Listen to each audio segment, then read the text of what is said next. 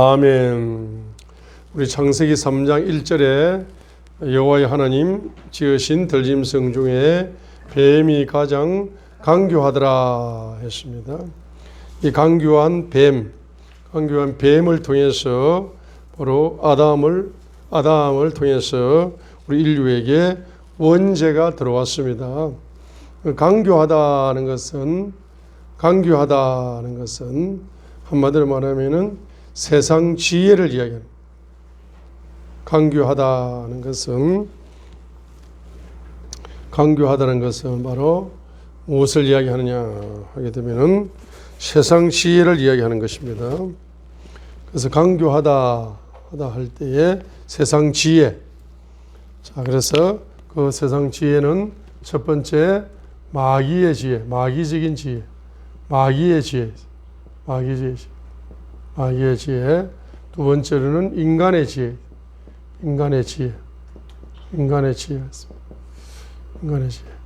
특별히 이 인간은 타락한 혼을 통해서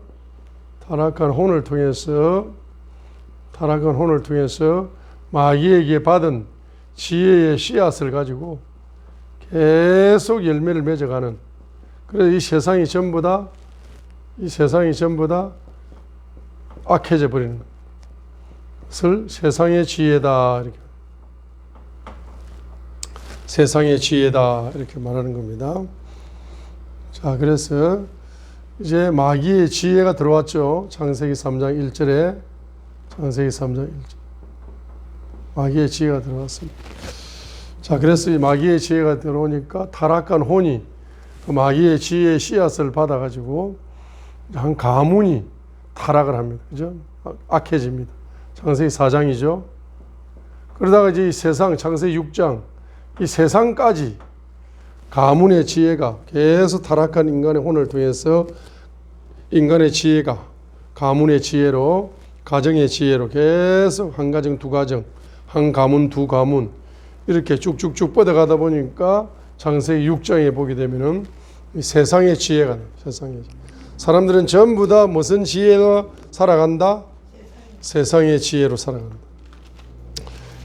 모든 사람들이 무슨 지혜로 살아갑니까? 세상의 지혜로 살아간다. 창세기 6장 1절부터는 바로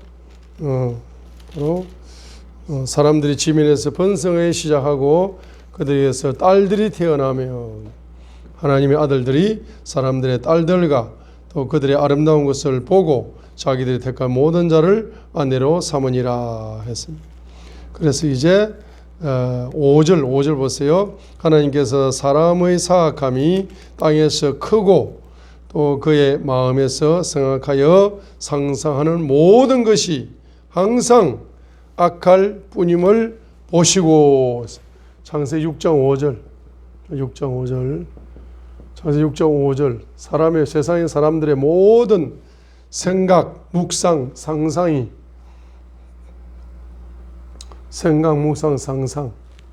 그러니까 생각이 묵상이 상상이 환상이 또 영상이 또 입체가 또 적용이 7차원이 전부 다 이제 마귀의 지혜의 씨앗으로 말미암아서 타락한 인간의 혼을 통해서 계속적으로 인간의 생각이 타락하고 인간의 묵상이 타락하고 인간의 상상이 타락하고 인간의 환상과 영상이 타락하고 인간이 입체적으로 타락하고 인간이 그 타락을 자기 삶에다가 적용시키면서까지 7차원의 인간의 혼적인 타락이 7차원으로 깊이 완전 타락해버리는 거죠. 완전 타락한 혼이 마귀의 지혜를 계속 받아들이면서 계속 100% 완전히 7차원으로 완전히 타락을 해버렸습니다. 타락을 해버렸어요. 그래서 이제 이것을 다른 말로 뭐냐? 다른 말로 이렇게 되면은 타락을 하게 되는 타락. 그래서 완전 타락. 완전히 타락하게 됩니다. 타락. 완전히 타락. 요걸 한 단어로 뭐라고 이야기하느냐. 삐뚤어졌다. 삐뚤어진 인간이다. 삐뚤어짐 이렇게 표현합니다. 삐뚤어짐으로 표현했어요. 솔로몬이 잠언을 통해서 삐뚤어진 인간이다. 삐뚤어진 인간이야. 삐뚤어진 인간. 그 삐뚤어진 인간이 누구냐? 삐뚤어진 인간이 누굽니까? 이게 죄인이고 이게 악인이다. 악인. 삐뚤어진 인간이 죄인이고 삐뚤어진 인간이 악인이다. 삐뚤어졌다. 삐뚤어졌다.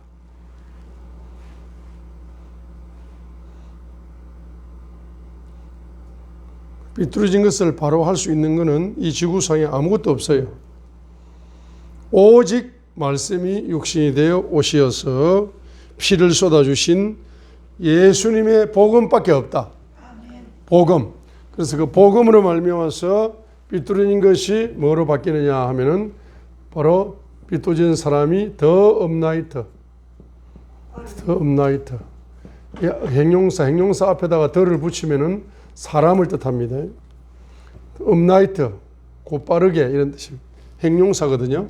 그 앞에 더를 붙였어요. 더 업라이트 하니까 곧바른 자, 곧바른 사람 이렇게 이제 번역을 하는 겁니다. 그래서 우리 인간을 곧바르게 할 수 있는 것은 주님의 뭐밖에 없다? 보혈밖에 없다. 주님의 피밖에 없다. 복음밖에 없다는 겁니다. 그 삐뚤어진 사람이 복을 받으면 세상이 점점 더 살기 힘들어져 가는 거예요. 삐뚤어진 사람이 성공을 하면은 세상이 점점 고통스러워 가는 거예요. 삐뚤어진 사람이 명예를 가지면, 삐뚤어진 사람이 대통령이 되었다. 그러면 대한민국 5,200만 명은 그날부터 죽어나는 거야. 삐뚤어진 사람이 대통령이 되었다. 대한민국 백성들은 그냥 5년 동안 고통과 괴로움 속에서 죽는 거야. 그 삐뚤어진 사람이 국회의원이 되었다. 그 지역구 주민들은 아무 혜택도 없어. 결론적으로 열매가 없어요. 그래서 이제 이 삐뚤어진 것이 뭐냐? 곧바르게 바뀌어야 되는 거죠. 곧바르게 바꿔주는 능력이 뭐다? 복음이다. 복음.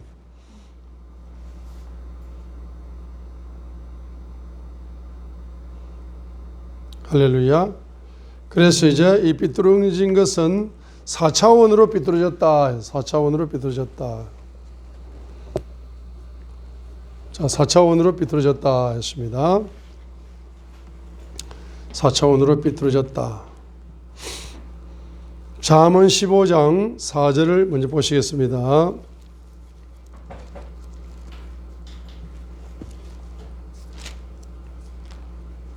잠언 15장 4절. 여기 이런 말이 있어요. 건전한 해야. 해가 햇바닥이죠. 햇바닥. 텅텅. 건전한 햇바닥 해. 햇바닥 해를 이야기합니다. 텅텅. 건전한 해는 무슨 열매를 가져온다? 생명나무와 같아요. 생명나무에서는 생명의 열매만 열리죠. 그런데 그 안에 삐뚤어진 것이 있으면은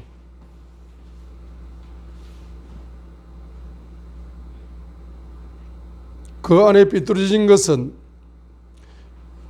삐뚤어졌다는 뭡니까? 이 건전한 햇바닥이 삐뚤어졌다는 거예요. 잠언 15장 4절 봐요. 자, 그래서 이제 우리가 원죄에서 해방을 받으면은 예수님의 십자가의 피를 믿음으로 받아들여서 죄인임을 고백하고 원죄에서 해방을 받으면은 우리 인간 속에 제일 먼저 주어지는 영적인 축복이 무슨 축복이 되겠습니까? 강교함. 강교함이 다른 말로 말하면은 강교함이 뭐죠? 마귀의 지혜잖아. 마귀의 지혜가 인간의 타락한 혼을 타락시켰잖아. 인간의 지혜잖아. 그게 합쳐지면 세상 지혜잖아. 그러죠? 그러면은 예수님의 복음을 받아들이면은 제일 먼저 열리는 축복, 제1번 축복이 뭡니까? 이 강교함이 뽑혀 나가는 거라. 마귀의 지혜가 뽑혀 나가고 인간의 타락한 지혜가 뽑혀 나가고 세상 지혜가 내 속에서 뽑혀 나가는 겁니다. 뽑혀 나가게 되면 무슨 지혜가 임한다? 하나님의 지혜가 임하는 거라. 하나님의 지혜가 임하여 하나님의 지혜가 임한다. 그래서 그 하나님의 지혜가 임한다는 것은 곧 뭡니까? 고린도전서 1장 그리스도가 나와 연합되기 시작한다는 걸 의미하는 겁니다. 그죠? 왜냐하게 되면은 그리스도는 누구다? 하나님의 지혜요, 하나님의 권능이다라고 말씀했죠. 고린도전서 1장 24절에서 부르심을 받은 자들에게는 유대인들이나 그리스도인들에게나 그리스도는 하나님의 권능이요 하나님의 지혜니라 라고 고린도전서 1장 24절 부르심을 받은 자들에게는 유대인들에게나 그리스도인들에게나 그리스도는 부르심을 받은 자들에게는 유대인들에게나 그리스도인들에게나 그러니까 선택받은 이스라엘 백성이나 선택받지 못한 그러한 이방 백성이나 전부 다 유대인이나 이방인이나 할 것 없이 그리스도를 받아들이면은 하나님의 뭘 받아들인다? 지혜를 받아들이는 거예요. 그리스도를 받아들이면은 뭘 받아들인다? 하나님의 권능을 받아들이는 것이라고 고린도전서 1장 방금 그 구절에서 말씀을 드렸습니다. 그러니까 주님의 피가 흘러와서 여러분 속에 있는 마귀의 지혜, 인간의 타락한 혼의 지혜, 그리고 세상의 지혜가 여러분 속에서 주님의 보혈로 말미암아서 뽑혀 나가게 되면은 결론적으로 뭡니까? 결론적으로는 그리스도를 영접하고 그리스도와 연합하고 그리스도와 동거동락하고 그리스도와 동행하고 그리스도와 하나 되고 그리스도를 위하여 그리스도를 쫓아가고 그리스도의 뜻대로 또 그리스도의 뜻을 이루어드리는 이와 같은 성도의 삶이 열리게 되는 겁니다. 그런데 이것을 구체적으로 이제 표현하게 되면은 주님의 십자가의 피가 우리 속에 흘러와서 마귀의 지혜와 인간의 타락한 지혜와 세상의 지혜를 뭐한다? 뿌리 뽑기 시작하게 되면은 여러분 속에 무슨 지혜가 열려요? 하나님의 지혜가 열리는 하나님의 지혜가. 그럼 하나님의 지혜가 어디에 있습니까? 하나님의 지혜는 첫 번째 잠언서가 하나님의 지혜다 말이에요. 그 잠언서가 통달되어야 되는 거라. 그 잠언서의 통달의 열쇠를 가지고 창세기가 열리고 출애굽기가 열리고 레위기가 열리고 민수기가 열리고 신명기가 열리고 모세오경이 열리고 잠언서의 통달의 열쇠를 가지고 여호수아부터 사사기, 룻기, 사무엘 해가지고 말라기가 열리고 잠언서의 지혜의 열쇠를 가지고 마태복음부터 요한계시록까지가 열리기 때문에 가장 여러분이 뭡니까? 가장 기초가 되는 것은 뭐가 백과사전처럼 열려야 된다. 잠언서가 백과사전처럼 열려야 되는 겁니다. 한 구절 한 구절이 1조 이상의 가치를 가지고 있어요. 1갱 이상의 가치를 가지고 있어요. 1해 이상의 가치를 가지고 있어요. 그러니까 이 성잠언 한 구절이 바로 조갱해의 가치를 가지고 있기 때문에 그래서 잠언서가 깨달아진다는 것은 여러분에게 물질적으로 이야기하면 조갱해가 손에 잡히는 것과 똑같은 거예요. 그 이상의 가치가 있습니다. 사람이 자꾸 눈에 보이는 걸 자꾸 귀하게 생각하고 가치 있게 생각하고 눈에 보이는 게 안 열리면 무시하고 멸시하는 것은 우리 짐승들이 하는 사고방식입니다. 짐승들이나 그렇게 생각하는 거예요. 예? 짐승이 가치를 알아 몰라. 짐승의 가치는 오직 뭐밖에 없다. 그냥 먹는 것밖에 없어요. 주인이 뭐 주면 개 밥을 주면 밥 먹고 개 죽을 주면 죽 먹고 개 도토리 주면 개 도토리 죽고 먹고 주인이 안 주면 못 먹고 짐승들은 오직 관심 100% 뭐밖에 없다. 먹는 것밖에 없어요. 오직 말입니다. 믿음의 가치를 말입니다. 눈에 보이는 돈, 세상적인 거 이것만 보이는 사람은 개 같은 인간이야. 짐승 같은 인간이라는 뜻입니다. 예? 자, 그렇기 때문에 여러분들은 눈에 보이는 종이 쪼가리 돈, 그 돈이 이제 여러분이 팍 열리는 거, 이것을 여러분이 먼저 추구하지 말고 무엇을 먼저 추구해야 되느냐? 잠언을 먼저 추구하라고. 잠언을. 할렐루야. 잠언을 먼저 추구하시는 말입니다. 그래서 제가 이제 잠언서를 이렇게 하나님께서 자세하게 열어주는 거는 요 기초가 안 열리면은 나머지 성경은 열리는 속도가 너무너무 늦을 수밖에 없고, 지름길이 열리려면은 일단은 기초, 잠언의 열쇠가 열리면은 나머지 성경은 탁탁탁 열쇠만 그냥 적용만 하면 열리기 때문에 일단은 뭡니까? 이 잠언 한 구절 한 구절을 여러분들이 아주 상세하게 이제 깨달아 가지고 그것을 여러분이 이제 적용할 필요가 있다는 겁니다. 그래서 이제 삐뚤어졌다, 삐뚤어짐, 이 삐뚤어짐,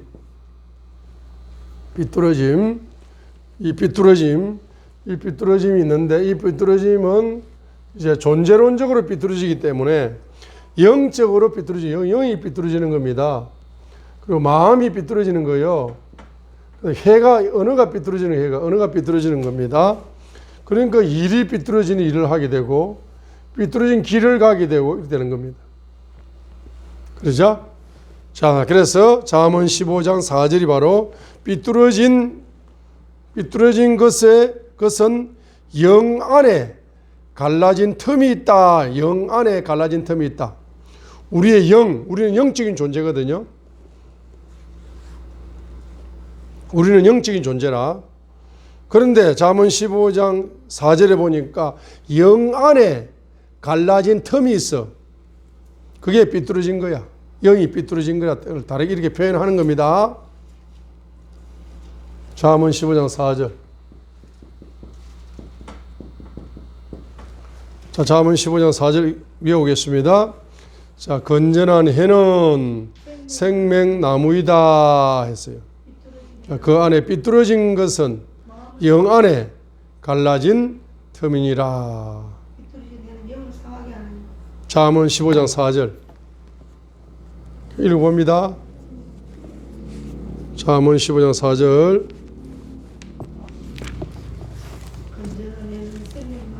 잠언 15장 4절. 건전한 해는 생명나무이나 삐뚤어진 혀는 뭘 상하게 한다? 영을 상하게 한다. 삐뚤어진 해는 영을 상하게 하느니라. 삐뚤어진 해는 영을 상하게 하느니라. 잠언 15장 4절. 자, 삐뚤어진 해는, 자, 여기 보세요. 잠언 15장 4절. 삐뚤어진 해는 영을 상하게 하느니라. 자, 삐뚤어진 해는 영을 상하게 한다. 자, 삐뚤어진 해는 영을 상하게 한다. 자, 삐뚤어진 해가 영을 상하게 한다는 말은 또 잠언 15장 4절, 이걸 15장 4절, 건전한 해는 생명나무이나 삐뚤어진 혀는 영을 상하게 하느니라 했습니다. 그래서 건전한 해는 생명나무지만은 삐뚤어진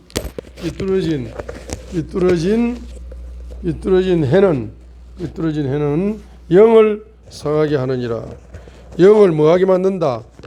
상하게 해서 영을 삐뚤어지게 한다. 영을 삐뚤어지게 한다. 영을 상하게 한다. 상해서 삐뚤어진다.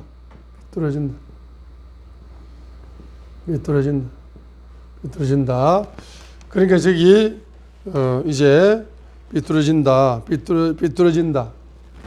자, 그러니까 상해가지고 삐뚤어지는 거예요. 상해가지고 삐뚤어지는 거다.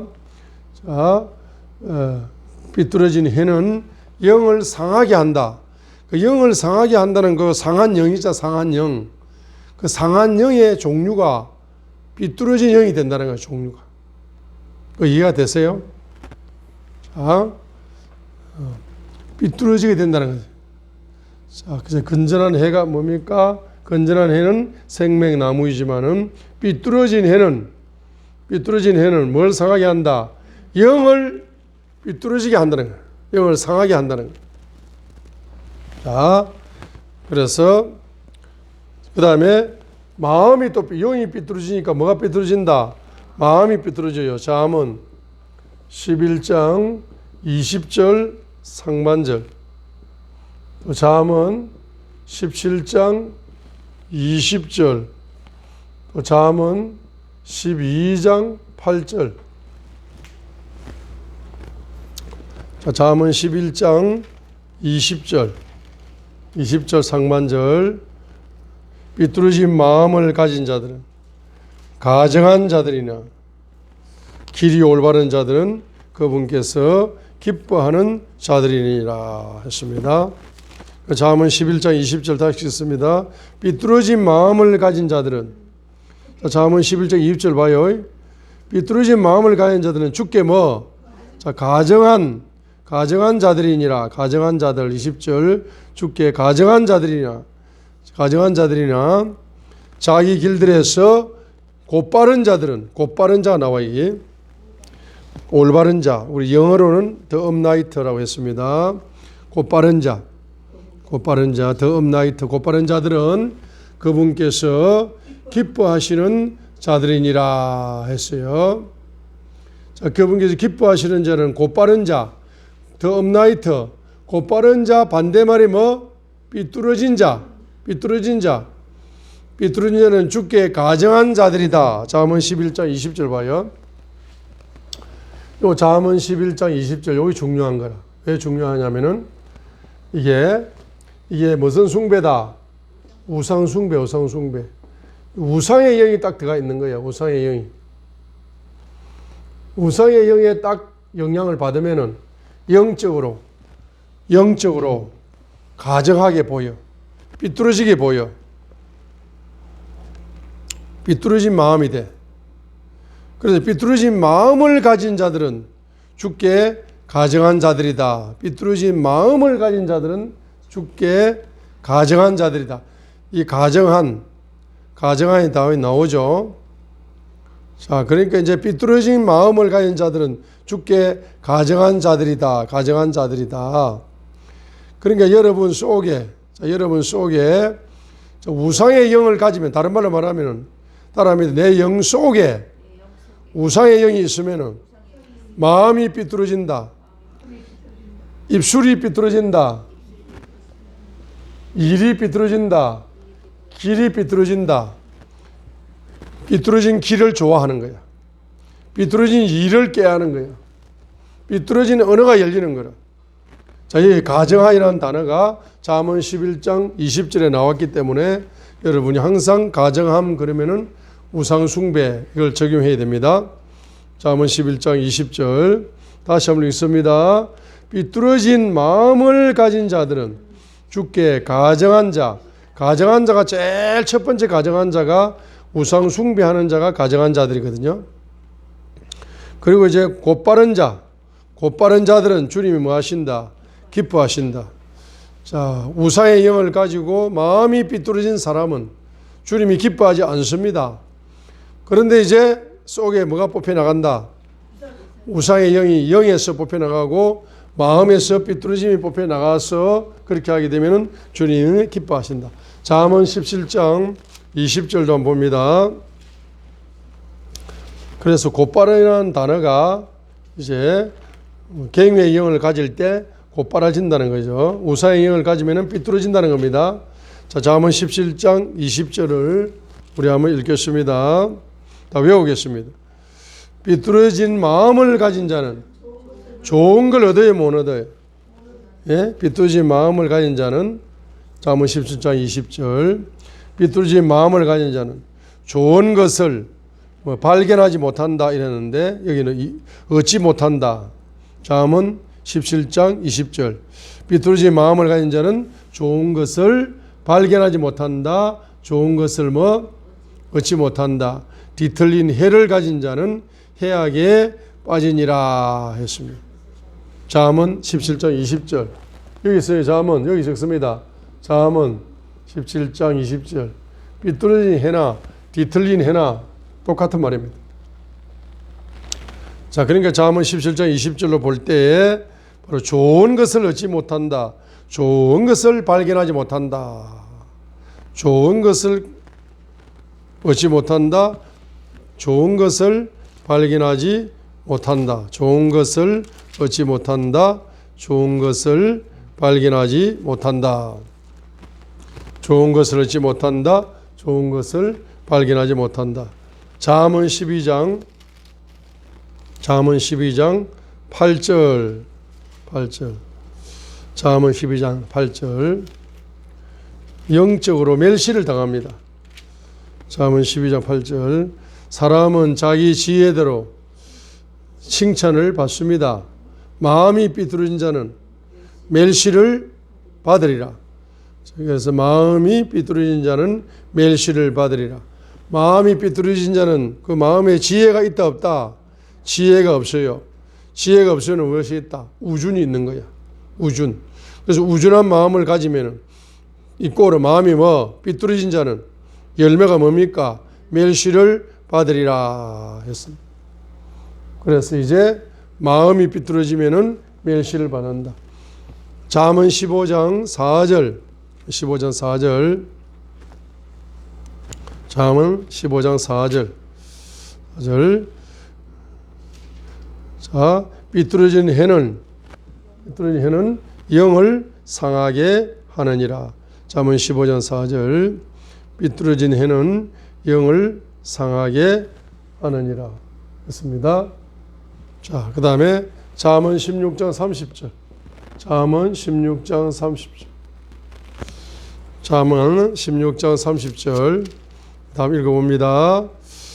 그는 삐뚤어진 일들을 깨하려고 자기 눈을 감으며 자기 입술을 움직여 악을 이루느니라.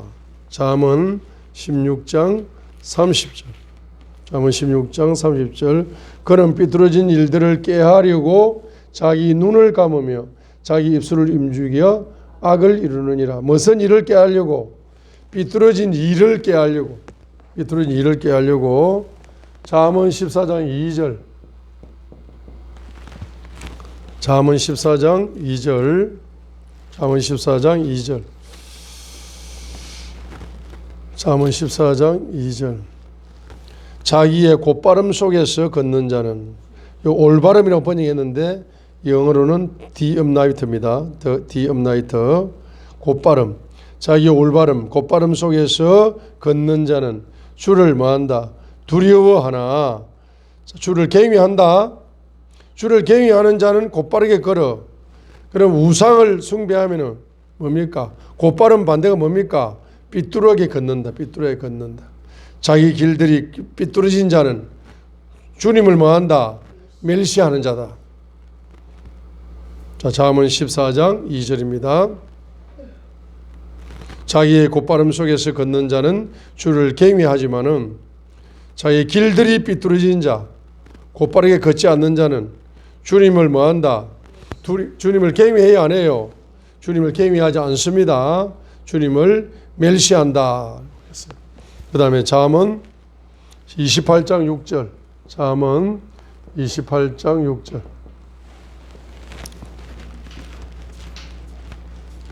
잠언 28장 6절 자, 우리 한번 잠언 28장 6절을 읽겠습니다.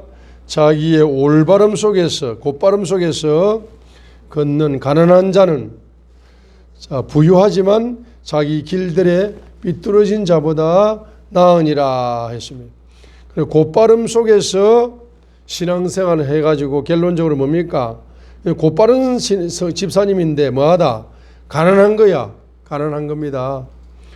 그런데 뭐죠?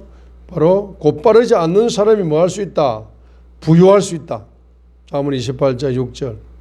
그리고 가치를 따지면 뭡니까? 곧바름 속에서 걷는 가난한 자가 더 가치가 있습니까? 아니면 부유하지만은 삐뚤어진 자가 더 가치가 있습니까? 어느 것이 더 가치가 있습니까? 곧바름 속에서 걷는 가난한 자가 더 가치가 있다라고 잠언 28장 6절에서 말씀을 하고 있습니다. 자, 그래서 요 삐뚤어진 거 이제 우리가 죄를 회개하면은 주님의 보혈 속에서 이제 뭐가 열린다? 바로 곧바름이 열려. 곧바름 계시가 열리게 되어 있습니다. 그래서 이제 곧바름의 기초가 열리는 거예요. 곧바름의 기초가 열립니다. 자, 요거 한번 지어 주시고 시편 92편 6절 곧바름의 기초가 시편 92편 6절입니다.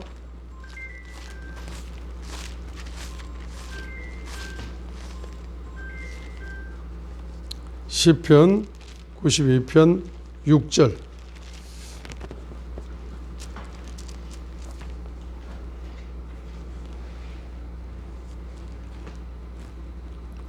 자, 시편 92편 6절 읽겠습니다. 짐승 같은 자는 알지 못하며 어리석은 자도 이것을 깨닫지 못하나이다. 자, 시편 92편 6절. 우준의 영을 두 번이나 강조합니다. 짐승 같은 자, 어리석은 자 이렇게 강조했습니다.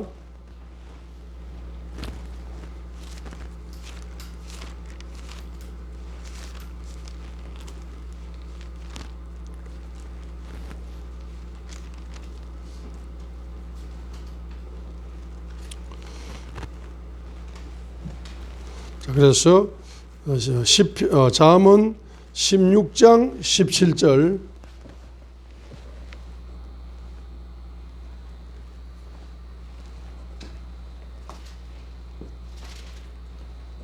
자, 잠언 16장 17절. 시편 92편 6절.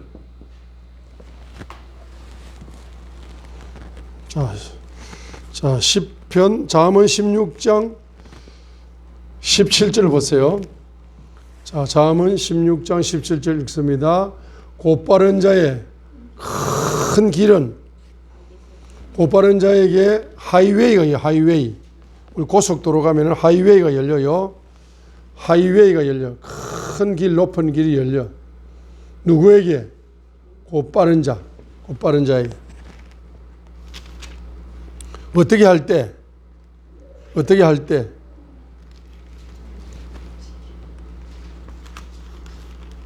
잠언 16장 17절 어떻게 할 때? 악에서 떠날 때. 악에서 떠나라. 악을 떠나는 것. 자, 곧바른 자의 큰 길은 악을 떠나는 것이다. 자, 우리 한번 외치겠습니다. 곧바른 자의 큰 길은 악을 떠나는 것이다. 악과 분리되는 거다. 그런데 시편 92편 6절에서는 뭐와 분리된다? 우준의 영과 분리된다.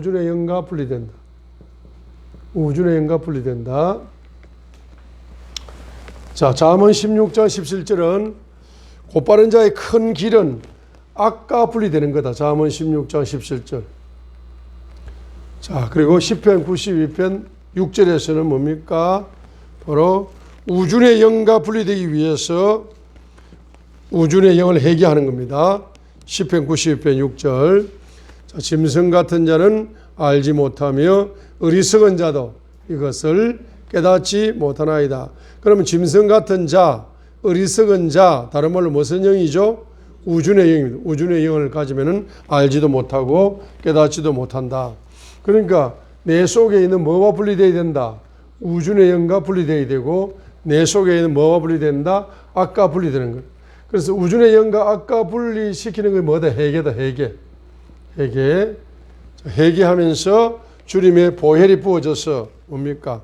악과 분리된다. 주님의 보혈이 부어져서 우준의 영과 분리가 되어지는 겁니다. 자, 이렇게 이제 분리되어질 때에 곧바른 자의 이제 열매가 열렸죠. 곧바른 자의 축복. 자, 곧바른 자의 축복. 곧바른 자의 축복 15가지가 열리게 돼요. 그 다음에 곧바른 자의 축복의 열매를 하나 예를 든 겁니다. 그 예가 시편 92편 10절로 15절이라. 자, 그러니까 여러분, 이 곧바른 자의 그 열매의 한 가지 예를 드는 것이 시편 92편 10절로 15절이 곧바른 자의 축복의 열매, 한 가지의 예를 드는 거예요. 시편 92편 10절로 15절이 곧바른 자의 열매다라고 이렇게 이제 예를 딱 들어놓는 겁니다. 그래서 곧바른 자에게 이제 뭐가 부어진다? 10절이 부어지는 거예요. 기름 부음, 신선한 기름 부음이 부어지고, 곧바른 자에게 예수님 이름 속에 있는 7차원 권세가 열리고, 곧바른 자에게 11절에 내 소원이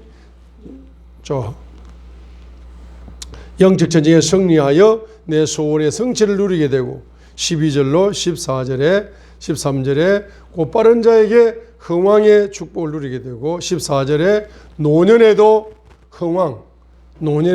흥왕의 열매를 누릴 수 있다는 이 곧바른 자의 축복의 예를 시편 92편 10절로 15절까지 해서 말씀을 하면서 15절에 주님의 속성이 뭐한 거다? 곧바른 거다. 이것은 주께서 곧바르심을 보이고자 함이로다 하고, 예수님의 속성이 뭐다? 곧바른 속성이다. 곧바른 속성이다는 것을 보여주고 있는 겁니다. 주님이 곧바르기 때문에 너도 뭐 해야 된다? 곧바른 성도가 되게 될 때에 10절에 기름 부음이 부어지고, 10절에 7차원 예수 이름의 권세 속에 있는 7차원 권세가 열리고, 11절에 영적 전쟁에 승리하여 소원이 이루어지고, 12절 13절에 흥왕의 축복을 누리게 되고, 14절에 늙었어도 흥왕의 축복을 누리게 된다는 예를 지금 딱 들어놓는 거예요. 자, 그러면은 시편 90편 10절에서 15절에서 예수님이 곧바르신 분이기 때문에 예수님처럼 저와 여러분 뭐한다? 곧바른 영을 가지게 되면 첫 번째로 뭐가 열려? 10절에 신선한 기름 부음이 날마다 부어진다. 두 번째, 예수 이름 속에 있는 7차원 권세가 열린다. 세 번째 11절 영적 전쟁에 승리한다. 네 번째 11절 마음의 소원이 이루어진다. 다섯 번째 12절로 13절 뭐해진다? 흥왕해진다. 자, 12절에 흥왕해진다. 여섯 번째로 어디에서 흥왕해진다? 바로 주의 집에서 흥왕해진다. 여섯 번째가 바로 13절입니다.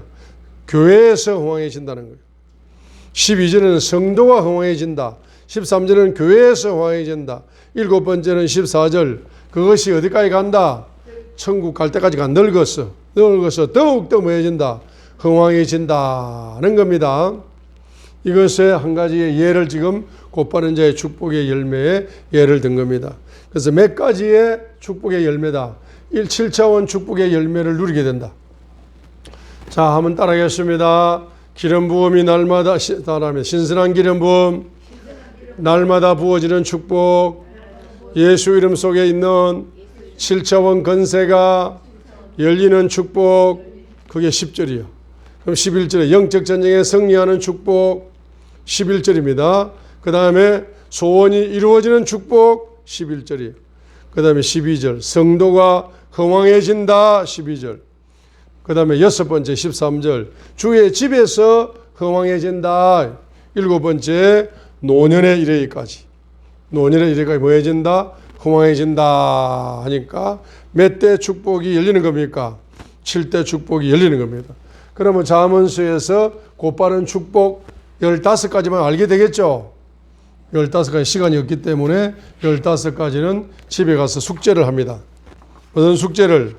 다 필기하는 훈련, 암송하는 훈련, 잠언서에 나오는 곧바른 자에게 주시는 축복 15가지를 여러분들이 다 암송을 하시고 기도 제목으로 삼으셔서 그것을 여러분 일생 동안 여러분과 여러분의 후손들에게까지 그것이 상속되어질 수 있도록 우리가 성경을 손으로 필사하잖아요. 그러면 후손들은 태어나자마자 죽을 때까지 어떤 DNA가 유전된다. 자꾸 성경이 유치원 다니면서 자꾸 성경을 자꾸 쓰고 싶은 마음이 자꾸 생겨. 할머니에게서 오는 거야, 이거. 예? 그 다음에 또 성경을 또 외우고 싶어. 할아버지에게서 온 거야, 이거는. 그러니까 천재 손자가 그냥 태어나는 게 아닌 거야. 예? 아무리 여러분이 천재 손자가 태어나고 싶어서 천재 한 명이 말입니다.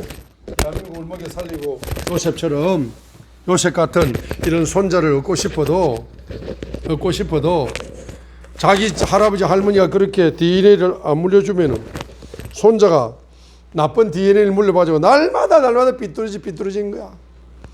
15세 때 삐뚤어진 거, 30세 삐뚤어진 거, 45세까지 그 삐뚤어진 걸 고치 못하는 거야. 그러니까 엄마 아빠가 속이 상해 안 상해? 나이 45살인데 부모한테 삐딱하게 하는 거야. 그런 걸 싹 여러분이 뿌리 뽑으려면은 여러분 할아버지가 할머니가 하지 못했던 걸 여러분이 이제 앞으로 할아버지 할머니가 돼야 안 돼요.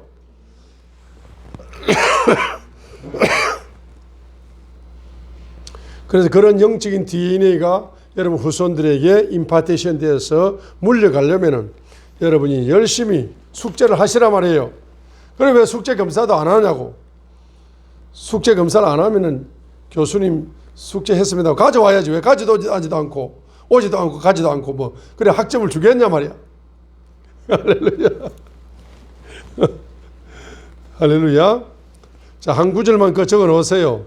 잠언 28장 18절을 필사훈련으로 한 구절만 적어 놓습니다. 잠언 28장 18절에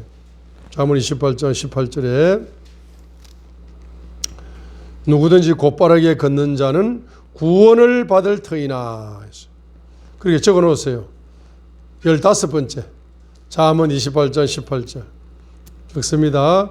누구든지 곧바르게 걷는 자는 구원을 얻는다. 천국까지 곧바르게 그냥 가는 겁니다. 잠언 28장 18절. 잠언 28장 18절. 누구든지 곧바르게 걷는 자는 구원을 받는다. 구원을 받는 열매가 있는 겁니다. 누구든지 곧바르게 걷는 자는 구원을 받을 것이다. 삐딱하게 굴면은 삐딱한 길로 가버리는 거야. 곧바르게 가야 구원의 길이야. 구원의 길. 누구든지 곧바르게 걷는 자, 올바르게 걷는 자, 더 업라이트, 곧바르게 걷는 자는 곧바른 자죠. 그 사람은 구원을 얻는다. 잠언 28장 10절도 하나 또 적어 넣었어요. 10절. 잠언 28장 10절. 곧바른 자는 좋은 것을 소유하리로다. 곧바른 자들은 좋은 것들을 소유하리로다. 좋은 것들. 곧바른 자들은 좋은 것들을 소유하리로다. 좋은 것들을 소유하고 싶죠. 좋은 것들을 소유하고 싶어요.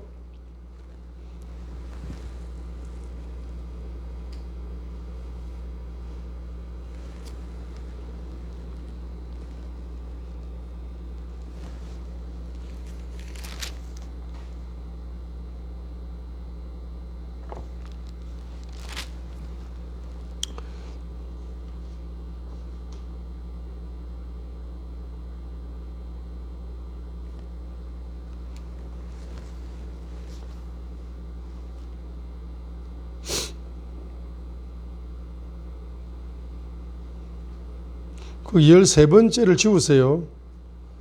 13번째가 지우기 바랍니다.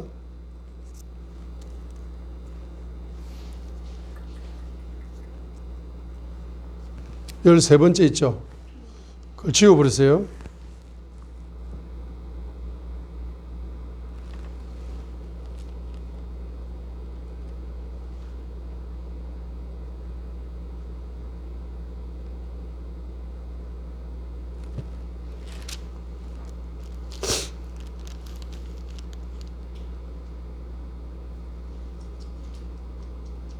열세 번째 지웠습니까?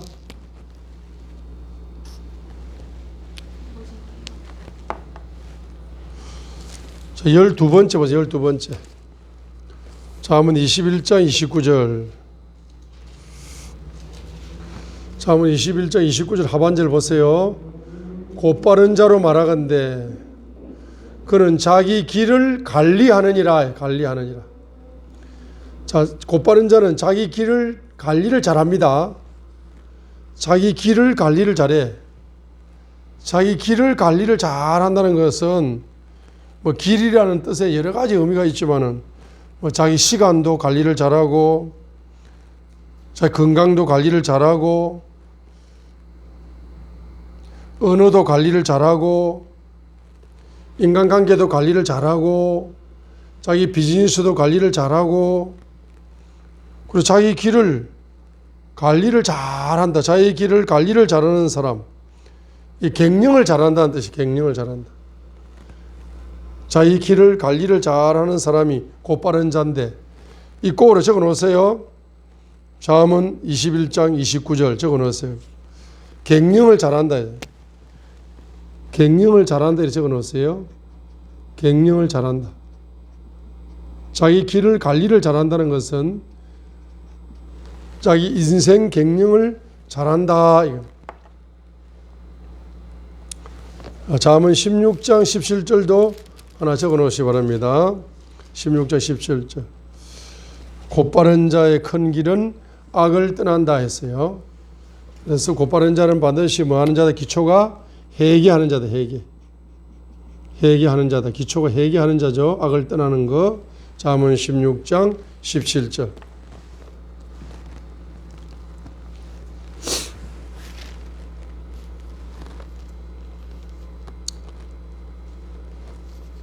잠언 15장 21절 10번째 보세요. 맹철한 자는 어떻게 걷는다? 곧바르게 걷는다. 21절. 잠언 15장 21절.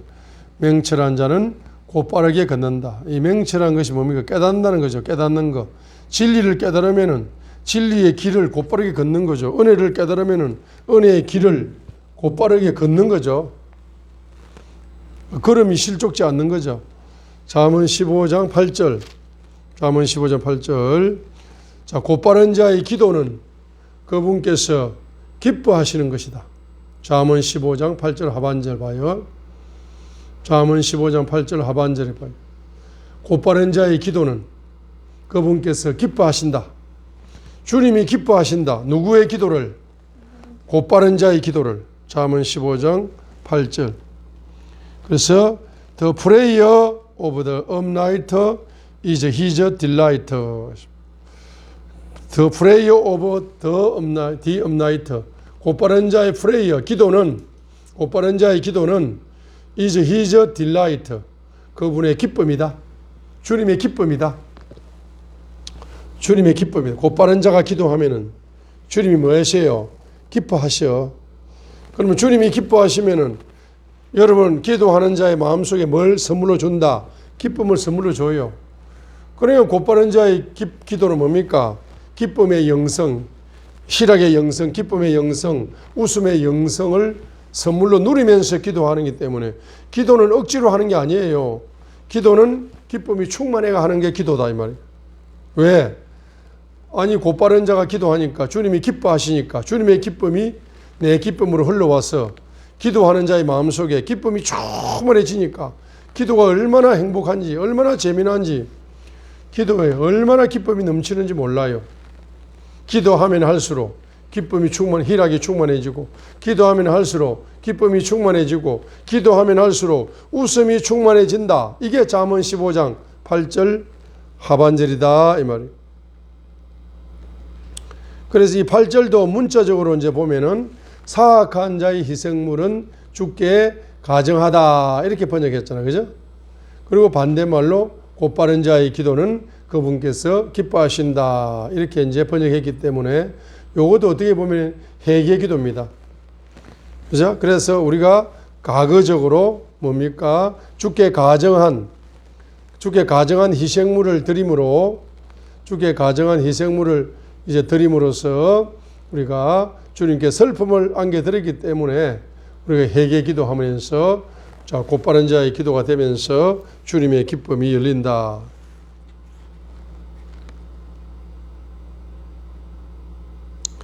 자, 이렇게 해서 이제 14구절 정도, 곧바른 자의 축복 14구절 정도를 잠언서에서 여러분들이 말씀을 다 암송하시고 필사하시고 그것을 내 기도 제목으로 삼으셔서 이러한 곧바른 자의 축복의 열매를 나와 나의 후손들이 누리게 하옵소서라고 기도하시는 여러분이 되시길 바랍니다.